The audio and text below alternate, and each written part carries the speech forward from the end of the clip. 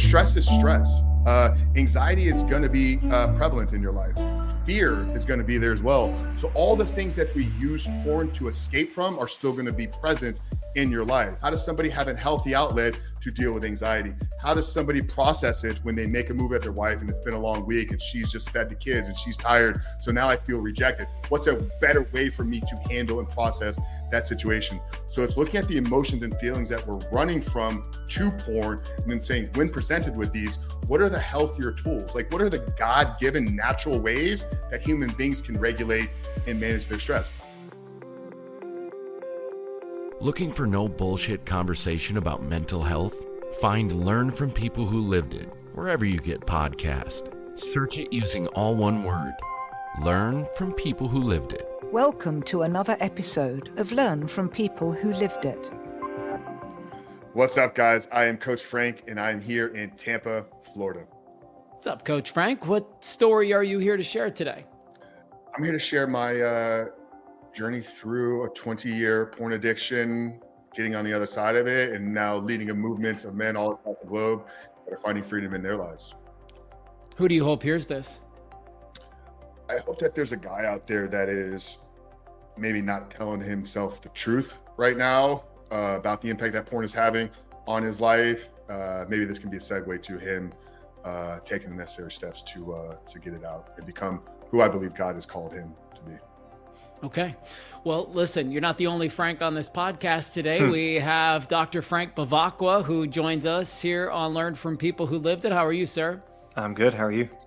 I'm really good, man. We've never had, we have had almost 300 interviews over the last few years, and this is going to be the first time that we spend a little bit of time talking about a porn addiction. I think it's come up from time to time, but this is going to be the first time where we spend a little bit of time on it. And I want to start today's podcast selfishly with a little bit of a story and something that I don't always share with everybody, but I've certainly not hidden it. It's out there if you look hard enough about it. But when I was 6 years old, I discovered my dad's porn magazines, and I absolutely fell in love with those porn magazines. And I wasn't like a little 6-year-old at home masturbating. Like, I didn't know enough to know what that was all about, but I knew I loved the pictures and I liked to look at them. And over the years, that grew and that grew, and it just never really went away. And the story that I love to share around this is when I was in second grade, I actually got busted and I got sent home for bringing a Playboy magazine to school. I got busted by my second grade teacher, Mrs. Stafford, and the joke that I like to make when I speak to men is that ended horribly for my father. It was a night and day moment. The next day he had to dump out, this dude, my dad had like boxes of these porn magazines. Him and his buddies would swap them on bowling nights at every Thursday, and he had to dump all of them in that moment. And ever since then, it was like, oh, wait, they took this thing away that I really like. And you know what happens when you're a kid and they take something away that you like? You're almost into it more. There's no doubt in my life that moment, those sequence of moments, had a huge impact, not only on my own sexuality, but in relationships with women, fantasizing about things that just weren't real. And I know some of this stuff is going to come up, but I felt like it was really important for me to kind of come clean, Coach Frank, about that whole thing. And so what's your journey? When does your journey with porn start? And can you relate to a story like that? Man, it's like as you were teeing that story up, Matt, I was like, this guy probably knows a little bit about my background story. Like, I'm hoping that this is his real journey because I was 6 as well. It's like you started that. I was like, is he telling my journey or his? Yeah. Same incidents, right? You know, I'm being a nosy little kid, browsing around in the parents' rooms, doing things I'm not supposed to, lift some socks up and underneath it. It wasn't a Playboy. I remember very vividly. It was very hardcore. Like the first exposure to me was like some of the most graphic things that I'm 41 years old. So we're talking the magazine. So this is like late 80s, 89, 90 probably. Probably some of the most graphic material that was available at the time, obviously in paper form because this is pre-internet. I remember the same thing, right? That kind of peak of curiosity. I didn't know what it was. I didn't know why it made me feel the way that it did, but it's like I wanted a lot more of it. Probably what kept me from taking it to school was the fact that I hid it in the bedroom. I shared a bedroom with my younger brother, not thinking that mom was ever going to find it. I was like, oh, I'll just put it in my sock drawer. Like, that's where dad keeps it. So it must be where I'm supposed to keep it as well. Mom ended up finding it, and I blame it on my brother, who's 2 years old at the time, which probably kept me from ever taking it anywhere. The real struggle with probably the addiction side, I could talk about, as a kid growing up, like trying to find, the Skinamax, you're looking on, the fuzzy TV, hoping to catch, a slip late night. I could talk about, grabbing the Sunday morning paper before mom and dad woke up and pulling the lingerie magazines out of it, so I could then take those and use those. I'm not sure the audience would relate or resonate a lot with that, is like in terms of the addiction that I try to help men with, because what we focus on is the internet, streaming pornography. I think it is a different drug. Curious, Dr. Frank's thoughts on this as the expert here, but I think it hijacks the brain. I think it hijacks our dopamine, our reward pathways, and I think it causes us to go down some pathways sexually that you would have never gotten into with the magazine. So a lot of my work is dedicated onto solving the problems with the internet, which is a 20-year problem. So for me, my story really became a major problem in my 20s. Now, I was working in the wireless industry in my early 20s. This is pre-Apple iPhone. We're talking like I was one of the first 1,000 people in the country to have the BlackBerry Pearl, which was the first BlackBerry that had color screen with full streaming internet. And to me, that was like finding gold, because now I had this thing that I would have to look on at the laptop late at night. We had internet, so we're past the dial-up phase, but now I had it accessible with me 24 hours a day, 7 days a week. And I wasn't looking at it as a major problem then as I can see it was now. But as a traveling sales guy that worked all across the state of Florida, I would take porn breaks from work in retail locations to go into private restrooms in public places to watch porn and masturbate. For me, very addictive type of behavior that I wasn't addressing at the time. But as I've been down this journey, I've been able to see like that was when it really became a problem. Like it just had a grip on me, where some people need a smoke break in the middle of the afternoon. Frank would need a porn and masturbation break just to kind of relieve some of the stress. Now, as we excel and kind of, the story goes into my late 20s and 30s, obviously I start hiding things, I'm getting into relationships, living with different women.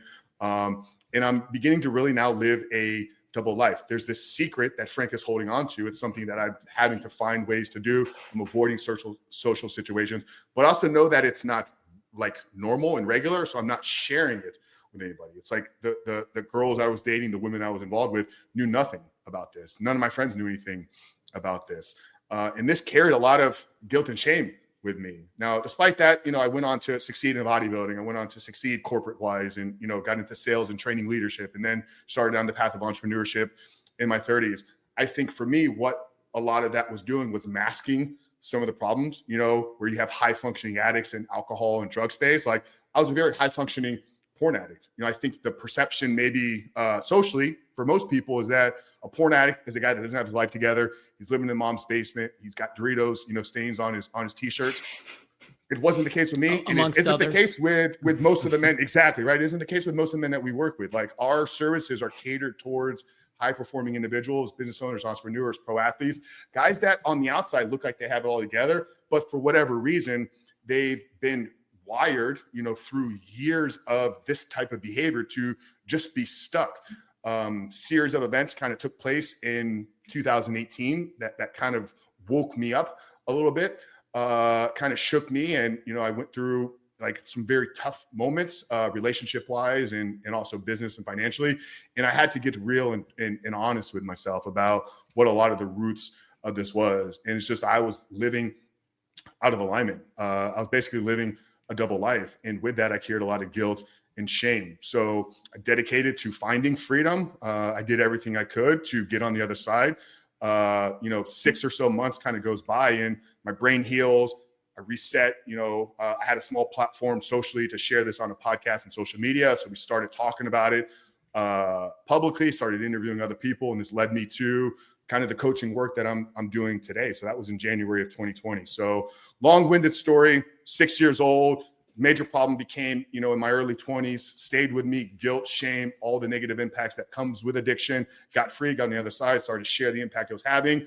Others started to resonate with that story, asked for help. I thought maybe I could help somebody. And now we've built, one of the top organizations and curriculums in the world that specifically helps high-performing men get porn out of their life. And what we say, become the man that is no longer addicted to porn. Cool. So there's so much in there. Frank, I'm coming to you. I know this isn't your area of expertise. You don't spend it, but I'm certain that, there's certain universal themes that come along with the work that you do. So here's the question for you, bud. When somebody like, Coach Frank or me, Matthew, has been exposed to porn at that young of an age, psychologically, what's happening to that little boy or that little girl for that matter? I mean, there's so, how long do we have? There's a lot, and it's like, there's a reason why you want to keep certain things out of the eyes and the hands of people who are too young to understand what it is that they're seeing or hearing or feeling. And I think a lot of times we hear this with drug and alcohol addiction, that at the point where the addiction starts is kind of where a lot of development or maturation process stops. Like we kind of get stuck where we were at that time from a maturational perspective. And it's like the same thing, like we start, if we get exposed to these things too early, we kind of get stuck with our development and our understanding of what it actually is, what a healthy sex life should actually be. And we, not everyone gets exposed to it for the first time at 6, but a lot of early teen, preteen, and there's just not an understanding of what sex should be and what it should be with another person, what it should be with yourself. And you can just get stuck right there in understanding what it is, what it should be for yourself. And that doesn't really start to move forward again until you get kind of on the other side of that addiction. So we're going to talk about all of those things. And I wonder, Coach Frank, if you can relate to this. I mean, I know for myself, having that exposure at that early of an age, there were a lot of times where that little boy was the one showing up for sex later on in my adult life, right? And I would get these, I would get nervous sometimes. I'd be in sexual situations and my body would be almost having the shakes because I was so nervous about what was getting ready to happen, because I was so in my head about what was getting ready to happen. Here's something I don't share all the time. In my early 20s, I went through a period of about 3 or 4 years where I suffered severe erectile dysfunction. I got to a point where I couldn't even play ball anymore. And there was a couple of components there, right? One, I was with somebody that I probably shouldn't have been. But the other thing was all the shit that I was bringing to the table around this whole thing. And it's really not until I met my wife, who was very loving and very patient and very kind. And then, also not totally closed off to it and would let me sort of explore, using porn as a tool to spice up our love life from time to time, that I started to really settle down in that space. Can you relate to any of that, Coach Frank? Absolutely. And, I think what Dr. Frank was speaking to is, this first impression of sex in a young man's or young woman's lives, that becomes kind of wired into the meaning of that experience, of what it's supposed to be, right? And what is watching porn? It's a voyeuristic experience, right? So, in your case, it's like maybe some of the internal anxiety that you were struggling with is like, this is something I've always watched. Now I'm supposed to be involved in it. Like, I'm not equipped to do that. I know for me from a very young age, it's like, you get these wandering eyes everywhere you go, almost as if like you're going to catch a glimpse in somewhere that you're not supposed to. Like it trains you to seek things out voyeuristically. And for me, that was a major, major problem. Something I struggled with a lot of guilt and shame with. Why am I looking for this in this place? Why am I looking at that woman that way? Right. So that was a major thing that I had to begin to understand of how it was shaped. And And then, yeah, as it got worse in my 20s, with every addiction, desensitization kicks in. So what I'm having to expose myself to on the screen goes into realms that probably I wouldn't be comfortable in real life if I was engaged in that situation. But then that brings it to when I'm in real life and I'm trying to experience sexual intimacy with somebody. It's like, I'm so wired for this hardcore stuff that this vanilla kind of touching, like, it doesn't do anything for me. So there were cases, in relationships in my 30s where it's like, I was trying to push things that made women, like people that cared about a lot, like, not feel comfortable to a certain degree, because in order for my brain to experience the level of pleasure that it was used to, I had to be exposed to all of these things. Right? It's like the person that's the alcoholic. Like, if he's downing a fifth of whiskey or an eighth of whiskey every day, like, drinking a Natty Light's like going to be like sipping on tap water to him. It's like your brain, in order to reach that level of pleasure, needs to be exposed to that same level of stimulus or more. So I've experienced all of that. Like I said, both from the voyeuristic experience of like, why am I looking for things in these areas, but then also relating to some of the ED or the performance-based issues that you spoke to as well. Yeah, it's so fascinating how it grips onto your life like that. And it just, and I don't know, Frank, if you ever struggled, and I'm not asking you to come clean on anything that you don't want to share, but like, you get this performance anxiety, or then you get into sex and you get into a performance mindset, like where you're not even really there. You're just trying to do the things that you see in movies and trying to get them to react. And it's so fucked up how it, like, that whole thing is, it's a mess. What do you want to add to that, Dr. Frank? Well, I think, like, obviously a big part of our goal is to kind of raise awareness. And I think there are people out there who are listening to this who know that they fall into this category. And then there are some people who maybe do and maybe haven't quite realized it yet, or it hasn't gotten too kind of extreme or intense yet, right? So anything that we can do or share that's going to help somebody kind of click and maybe like, oh, maybe I'm kind of heading down that path. And I think one thing to add to what Coach Frank was saying about, I need more intense. I think if somebody finds themselves shying away from, let's say, an in-person opportunity for the preference of porn and masturbation instead, I think that is a really good and possibly an earlier indication that, like, I can go to some website and I can find exactly what I want, exactly what I'm looking for. In person is not necessarily that way, right? I can't guarantee that I'm going to get exactly what I want from a given person or a given performance, mine or theirs. And so I think if you start shying away or find yourself shying away from the in-person opportunity that you I'm using air quotes, should be having in a relationship, and you're seeking out kind of the individual fun instead, like there's a reason for that, and it's probably not your fault. Like, there is a lot of stuff that is super accessible, whether it's porn or anything else you can find on the internet. Like, you can find literally anything you want. In life, it is not that way, right? Like, you don't have every single thing that you want available to you at all times, but the internet sure does give that to you.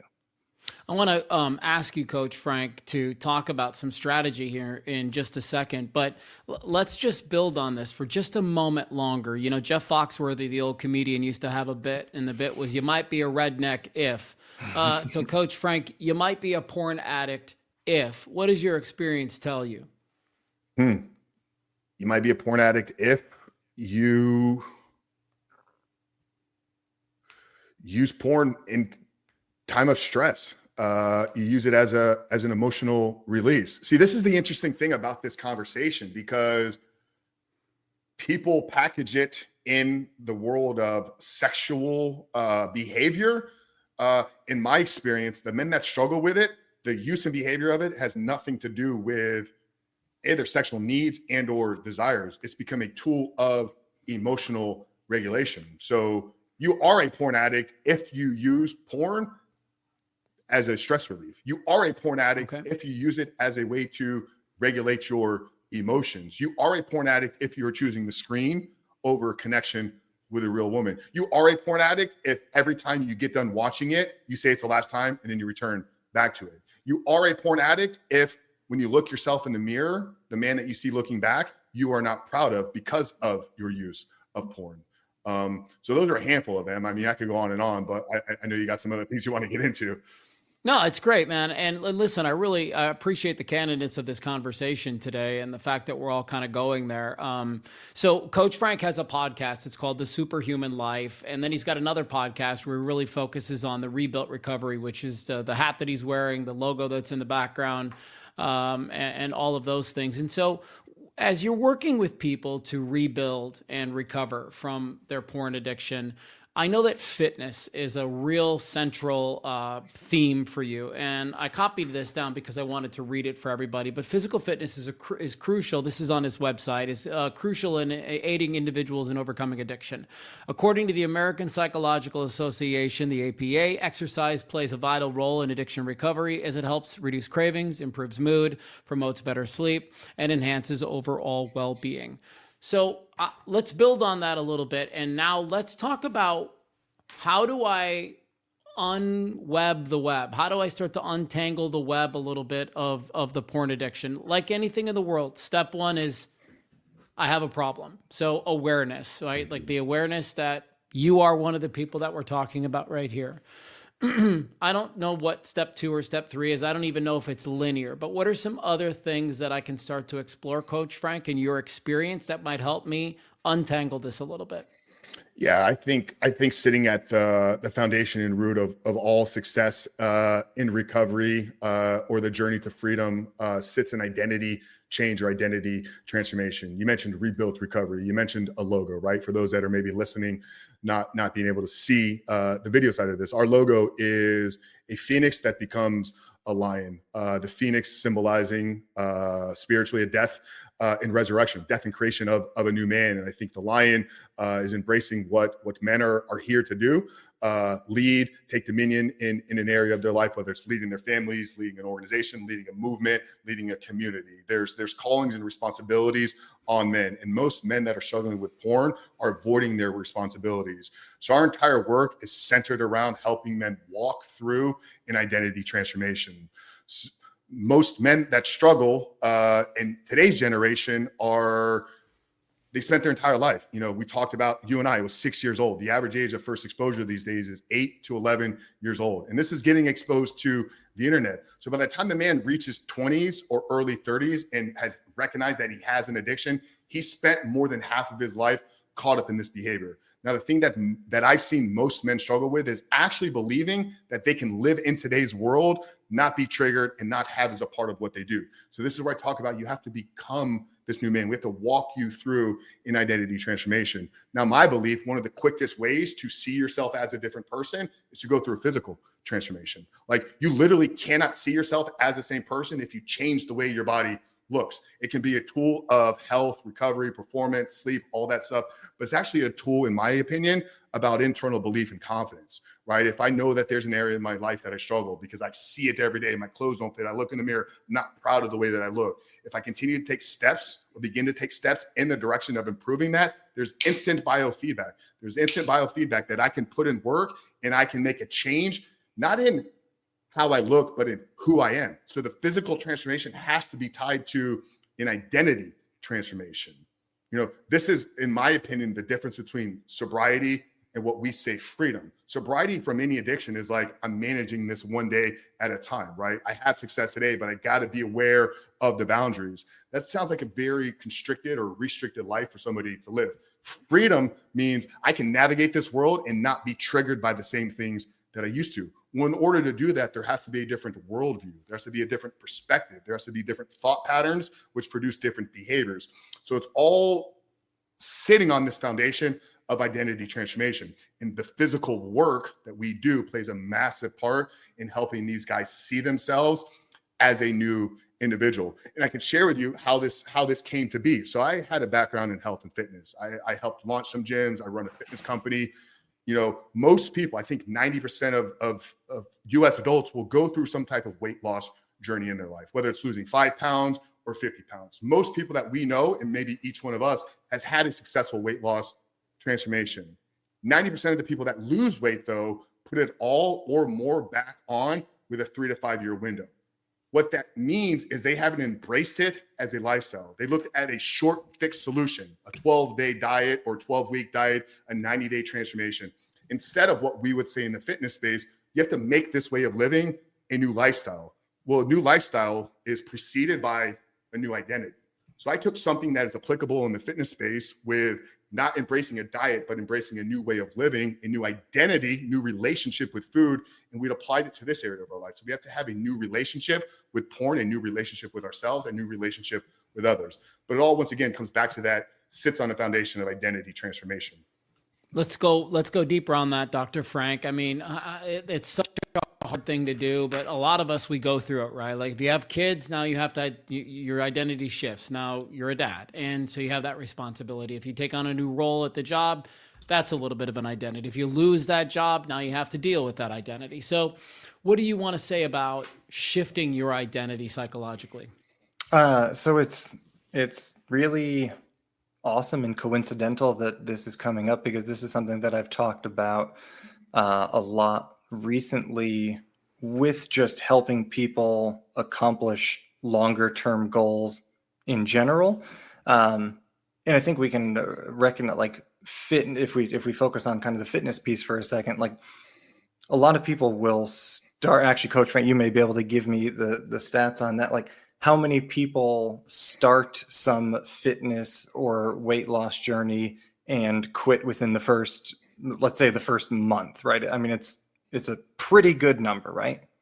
Yeah, I think it's like 91% of people, specifically with New Year's resolutions, have given up by February 15th. So yeah, right in line with that. I think 80% by the end of January, and then it bumps up to like 91% by the middle of February. Yeah, the first couple of weeks are terrible to go to the gym because everyone's in my way. And then, and then by like mid-February, some people have kind of weeded themselves out, right?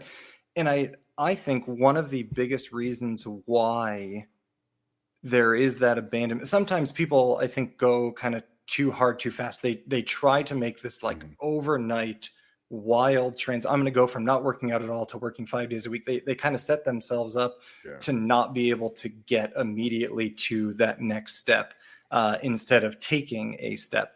But I think the other piece that really messes with people, there's a little bit of like an initial great feedback that people get. There's a little bit of a reward, a little bit of a reinforcement. But after a couple of weeks of putting in a lot of hard work, you may not notice the different image in the mirror yet. Even the scale might mess with you a little bit. That first week, the scale looks really good. Weeks 2 and 3, not so much, because your body's trying to figure some things out.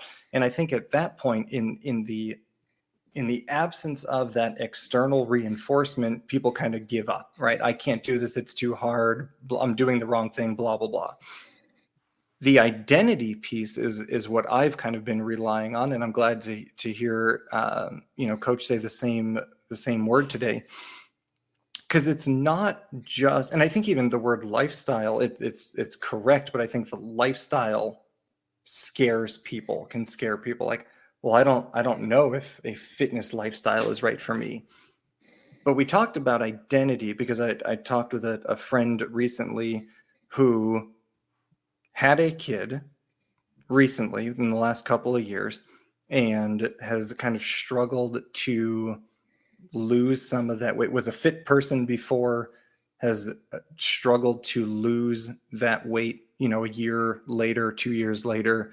And, wasn't happy with herself, but couldn't kind of get herself motivated to do the things that she knew she had to do. And what we talked about was her mom and how her entire childhood, my friend's childhood, her mom would always say, I'm going to lose weight, I'm going to do this, and would constantly make these claims and then never follow through with those claims. And that was the role model that she had. And now talking about, I have a kid now, and I don't want to be that same role model. If I say I'm going to do something, I want to show up and actually do it, right?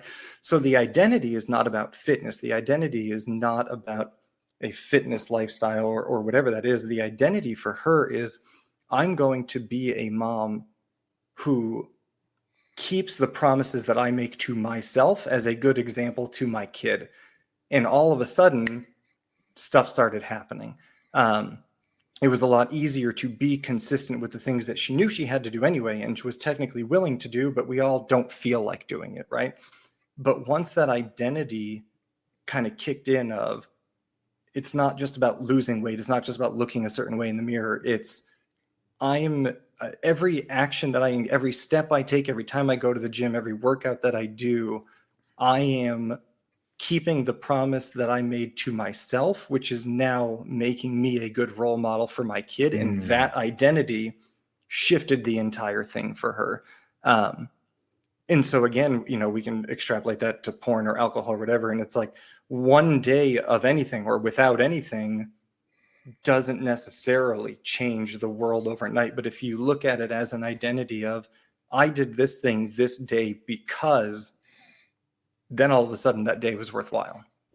Boy, that is such a great explanation. I don't know if you felt the same as I did, Coach Frank, but it's like, yeah, I no longer have to identify as a guy who doesn't use porn anymore or pot or booze or whatever.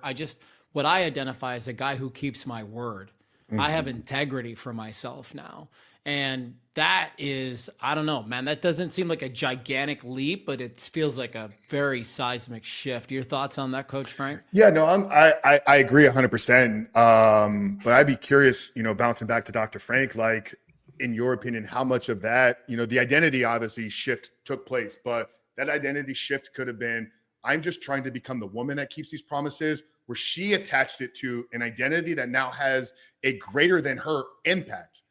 So for her, it was the identity of the mom, being the mom that she needs to be. So like, I think that there's probably in that specific case, like that other component where now the struggle or the identity has transcended just her being. And it's like the responsibility of her to be all she can be, because there's this tiny human being that is looking up, and I don't want to repeat that cycle.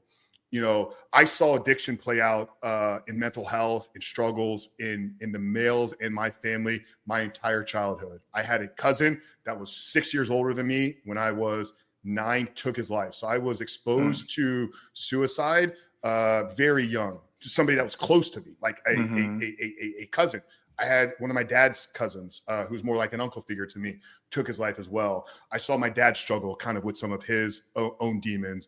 I've seen this kind of play out in the identities of men in my life, in an identity that Coach Frank had for a very long time. Was there something wrong with the rich, right? We're just created to have these type of issues. So for me, all I can do is manage them and try to succeed despite all of these. That was the identity that I've held. Now I've taken the responsibility, just like this mother did, that it ends here with me. The legacy of the rich name moving forward has a different meaning. And that's me carrying that. So there's this element of like, my actions transcend just impacting my life, because there's a generational impact for all people that come after me. But it's tied to this bigger, like, it's not egocentric, where it's not me. It's I have to do this for others. There's almost purpose and meaning now in my life, and there's purpose and meaning in that mother's life there as well. Yeah, dude, I'm smiling because I call that being the transitional character. It's the person who's here to end dysfunction, break cycles, and move their family from one place to the next. Yeah. And what you're talking about right now is the thing that I could spend 3 hours talking about. It's like when you step into that transitional character energy and you realize, like, holy shit, now it's my role to step into a place where we don't do that anymore. If you've got the last name Rich or Bevacqua or Blades, that can feel overwhelming for people. But for me, it feels like the superpower. It feels like that's it's the motivating factor of like, this just isn't going to happen anymore. When you're working with guys, and the game has changed completely as it relates to porn on the internet now. It's so much more accessible. Like, when you and I were kids, Coach Frank, it was just, and Dr. Frank, but it just wasn't as easy to get access to this stuff.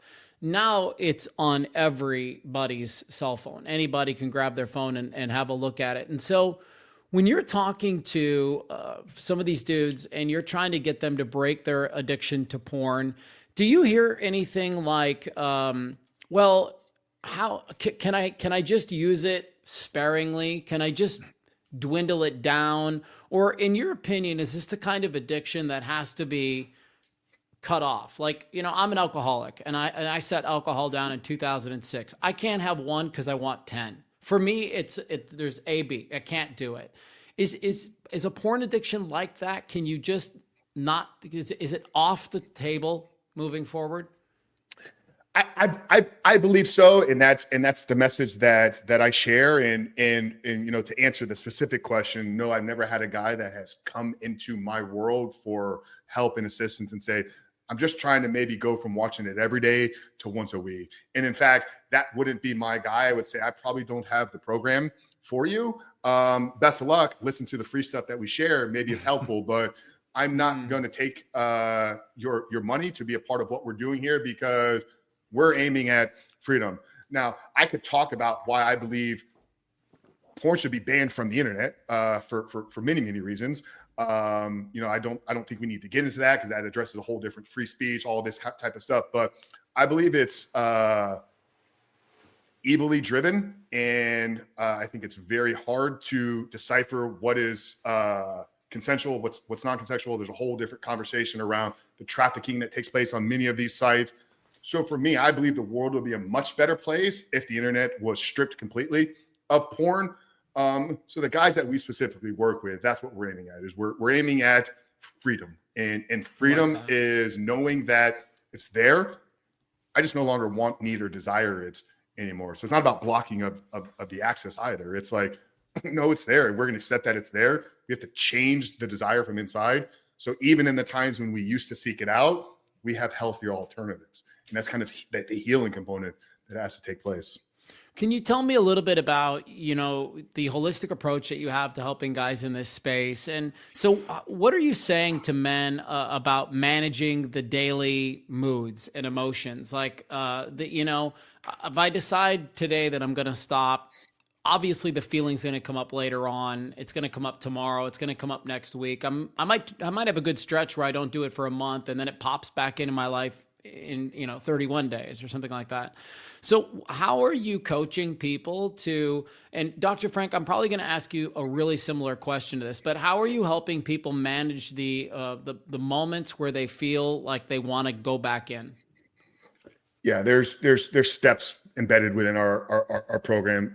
We laid out, and it's kind of a step-by-step 12-week curriculum that people will go through that'll help them identify these core root issues, do a kind of personal inventory audit, because the reasons as to why guys use it in terms of escape, emotional regulation, anxiety, fear, those are all similar, but those cases where those present themselves are going to be individual to each and single one of us, right? So we need to do a layer of kind of groundwork and self-awareness of saying, okay, I'm very susceptible in this case. It's Thursday. I've been crushing at the office for 10, 12 hours a day. Because remember, once again, like, we work with high-performing individuals, business owners, entrepreneurs, guys that are kind of getting after it. So these are guys that are like managing life, and this has become the outlet for them of stress relief. So if we could understand, okay, every Thursday after I've been at the office 12 hours on Wednesday, I haven't had sex, I haven't taken my wife on a date. Okay, I didn't go to the gym, I'm not eating healthy. Boom, that's where I'm most acceptable. Okay, so we want to try to prevent that from happening as much as possible, but it takes a level of awareness and understanding. And then it's helping them develop real-time tools of emotional and self-regulation. So stress is stress. Anxiety is going to be prevalent in your life. Fear is going to be there as well. So all the things that we use porn to escape from are still going to be present in your life. So how does somebody healthily manage stress? How does somebody have a healthy outlet to deal with anxiety? How does somebody process it when they make a move at their wife and it's been a long week and she's just fed the kids and she's tired? So now I feel rejected. What's a better way for me to handle and process that situation? So it's looking at the emotions and feelings that we're running from to porn, and then saying, when presented with these, what are the healthier tools? Like, what are the God-given natural ways that human beings can regulate and manage their stress? Well, breathing is one, right? So if we can learn to do breathing in real time, because there's just a shift within our nervous system from sympathetic into parasympathetic. Well, we can shift it back with proper tools. So we want to do the level of groundwork to understand our triggers, understand where we're most vulnerable, try to put boundaries in place so we don't fall into those. But when they do, are we equipped with a core set of skills that'll help us regulate and process these emotions in real time? Okay, Dr. Frank, give me your 2 cents on managing stress and emotions, especially as it relates to breaking an addiction.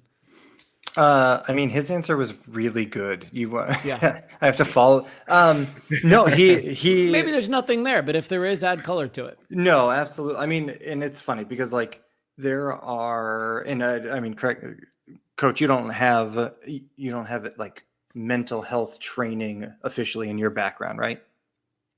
There's a SPARC coaching certification. That's as far as I've gone. I mean, health, fitness, multiple certifications over the years would dabble in it, but I'm not an accredited therapist. Yeah. Didn't take the path of getting a psychology degree from a university.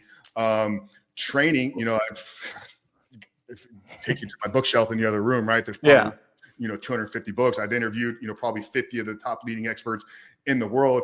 I would argue that my understanding of this would and I'm not challenging you, right? But I would say my understanding of it would probably go up against most people that are universally educated. It's just been real world applicable that I've kind of, developed over, 2 decades plus. So the reason why I asked is because there are a lot of non-mental health trained people who try to help with mental health related things, and they get really, really fundamental pieces of that wrong. And I don't think that is the case here. Like, I was listening to Coach Frank's answer about what his program does, what it tries to look at. And I'm just kind of like mentally going through the checklist of like, yep. So the reason why I asked is because I didn't want to give you, you're like, oh, actually I got my master's in psychology, but I don't tell people that. So to have kind of put that together and to hit the critical pieces of that is impressive, because I think a lot of people try to be some kind of guru about an area that they're not a guru in. And they may be able to sell their program because they can market it well, but it doesn't mean that they've put it together well. Based on the description you just laid out, it sounds like a lot of things are really accounted for. And the biggest piece that I want to highlight is there needs to be some kind of replacement. There needs to be some kind of instead of, right? We think of the alcoholic who goes to the bar every night and they're all of a sudden they're setting down alcohol, and it's like, well, okay, you're going to leave work and now you're just going to go home. And now what, right? We're not going to drink alcohol, so we're staying away from the bar, but what are we going to do instead? What is the outlet? Because if we just sit there and idle minds, right, like that, we're going to go right back to that. So, and I think you brought up a really great point earlier on, in that porn addiction in particular, like, it's not very much about sex at all. It is about a stress relief or a coping mechanism. It just happens to be the thing that gave us the dopamine hit that we like enough to keep doing it. And what are we going to do instead? Yeah, and that makes it the hard thing to address, and even sometimes have these conversations from a place where they are accepted, because there'll be a guy that's hearing this. He's like, no, I just have a high sex drive and that's why I need to do it. It's like, no, brother, if we really unpack this, it's like emotional tools and regulations. I would say the replacement in our program, like, I don't like that word because it's what I think replacing does is it keeps us in that old identity of, I'm that same person, I'm just replacing this thing for this thing. Where in the identity transformation that I talk about, there has to be that replacement. Like, it's a byproduct of the new identity, is whatever you used to do, you now have a different way of handling it. So I just avoid that word replacement for my own personal reasons. But Dr. Frank, thank you. Like, hearing that from you, right? I obviously am confident in what I built. I'm biased. I do believe that it's the best program in this area in the world. But to hear it from somebody that's, this is what they dedicated their life to studying and understanding, and is a true expert at the highest level, I got to tell you, whatever comes out of this podcast, that has made my day. So thank you to both of you. Yeah, Absolutely. it's a good deal, man. I always tell people, Coach Frank, there are no letters after my name either. I'm just somebody who learned it in real time, and I, like you, have interviewed a bunch of experts. I surround myself with a lot of really smart people, and I think I've picked up enough to be dangerous. As we wind down here in the next couple of minutes, I just wondered if you would be willing to, Coach Frank, offer some suggestions to supportive players in this process, right? Like, if my husband has a porn addiction, what are some best practices for the supporting players in the team? Maybe a spouse, girlfriend, whatever the case may be. Give me a couple of them, just best practices for them, because obviously beating the shit out of them for their addiction isn't going to help. No, don't guilt them, don't shame them. Great question, Matt. By the way, don't try to be his mother. Don't take on the responsibility to hold him accountable, because that's going to create a dynamic within that relationship that you will never have respect for that man ever again. If you're the one that's responsible for checking his internet history or what were you looking at today, you've now basically just got yourself a grown man as a son, and that will shift the dynamics within that relationship forever. If the issue with his porn has had real negative impacts on your relationship, whether it's your trust, your respect for him, this or that, also don't buy into the belief that by him getting free is going to solve your pain and issues in the relationship. This is something I've gotten pushback from certain women's groups and organizations that I spoke to. It's like, hey, your husband's porn addict, great time for you to do the necessary work on yourself to grow and heal. I see a lot of women say it's his fault, it's this, that. It is the guy's responsibility to fix himself, right? But if it's infiltrated the relationship, there were two people in that relationship, each person played a small responsibility. He's healing, he's growing, he's on this journey of growth and discovery. Do something for yourself as well to heal. Don't think that just because he's fixing it, that you're going to heal yourself. But I think the biggest one is like, let him do his work. Don't become the mom. Don't become the parent in the situation. Yeah. Will you just give me your final word on that, Frank? I really liked what he said there, and I can see why that can feel abrasive to people. It's like, hold on a second. They can't just, if he decides to make this really big commitment to the relationship and he's going to go on a growth spurt, like, it's a great opportunity for the other partner to go on a growth spurt too. So maybe add some color to that, Frank, and then we'll wrap up. So, I've talked about this a lot with folks, even if they're just talking about something just individual for them, some situation they found themselves in, right? There's a difference between, having some fault in having ended up here and having some responsibility and moving forward, right? And if we're talking about this male-female partner dynamic where the guy has a porn addiction, which probably started way before these two people met. And so literally that female in the relationship possibly or probably contributed, like there was no fault of this person to this addiction in a lot of cases, I'm sure. And so that doesn't mean there's not a responsibility to heal whatever wounds were kind of cut open in that person as a result of the other person's addiction, right? So to be clear, like, if you are with somebody who is struggling with this thing, you may have literally done nothing wrong to contribute to it, exacerbate it, literally not your fault at all. But if you are going to stay with this person, support that person, you want a healthy relationship moving forward, unfortunately, now there is the shared responsibility of how do I heal the parts of me that were hurt by this so that we can move forward and be good on the other side of it. Yeah, and I think, and Matt, real quick, I think just the woman has to be honest with herself, right? Because I've done enough of this, and we've had enough clients come into and run through completion of the program that the key word there is, if you've been impacted and hurt, you have to heal. I can tell you, I've spoken to a lot of wives or worked with a lot of men that their wives are like, they don't even care. It's so much impacting me, though, that I need to be here. And the woman just kind of sits on the sideline, lets him do his work, and then their relationship just keeps moving forward. It didn't impact her 1 degree. Now, most women, that's not the case. But if you have been negatively hurt, impacted, yes, that healing has to take place. So I think it's just, I think there's just that piece where, like, the one has to just be honest. Like, does this hurt me or does it not? If it doesn't, let him go do his work, and you guys just keep moving forward with your life, managing the kids, doing all that great stuff. But if you have been hurt, you have to heal. Okay.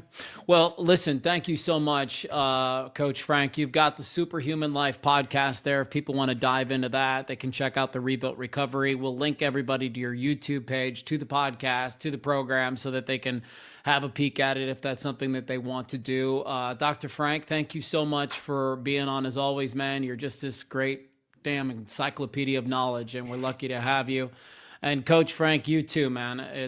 You've really opened my eyes, and it's good to know, like we always say on this podcast, we have 3 goals. And the first goal is we just want to help people feel less alone. And the fact that there's another dude out there who was a 6-year-old little boy who was exposed to this thing, it makes me feel like, you know what, I'm not alone. So I appreciate that. And thanks for your time today. Thank you. All right, guys. Thank you for being a part of our podcast. We always say it on this pod, man. There's no charge to listen to this thing. We don't have ads on this thing. I don't interrupt this podcast. All I ask is that you leave us a review if that's convenient for you. But the bigger thing that I'm asking you to do is share this with a friend who you know needs to hear it. Send this to a buddy in your life who you think could benefit from this podcast. And that's all we ask. See you next time. We have 3 goals with Learn from People Who Lived It. 1. To help you feel less alone. 2. Encourage you to seek out a coach, a therapist, a church, anyone who can help you get through your journey and find some healing. 3. When you're ready, share your story with us. Find Learn from People Who Lived It wherever you get podcasts. Search it using all one word. Learn from People Who Lived It.